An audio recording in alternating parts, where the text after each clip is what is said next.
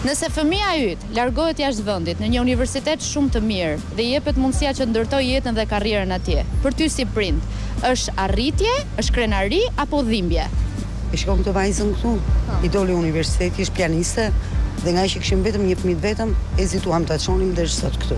Se dia ka bërë mirë keq. Po sepse këtu mundësi nuk ka.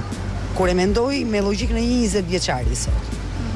Kurse kur mendoj me logjikën e prindit, të kesh një fëmijë, të investosh hiqarën ekonomike, shpirtërisht, mendoj në fund fare, paguhet shpirti, nëse ka nxjerr dikush në shitje, shkoj unë ja ble. Me thënë përfituro të vendosësh shpirtin, po kur mendon karrierën, unë tani jam në atë fazën që them, a bëra mirë, mos bëra keq. Po kur ai të thotë, çfarë më jep ti? Jo ti si prind, çfarë bëri ti për mua në kaq vite? Unë ndihem jashtëzakonisht e dëshpëruar. S'kam për asgjë. Asnjë gjë për t'i dhënë një të artë me fëmijësin. Domethënë këtu s'ka meritokraci. Njerëzit nuk shohin për meritokraci, se këta fëmijë që fitojnë jashtë, si ka mundësi atje dalin shumë të mirë këtu ja?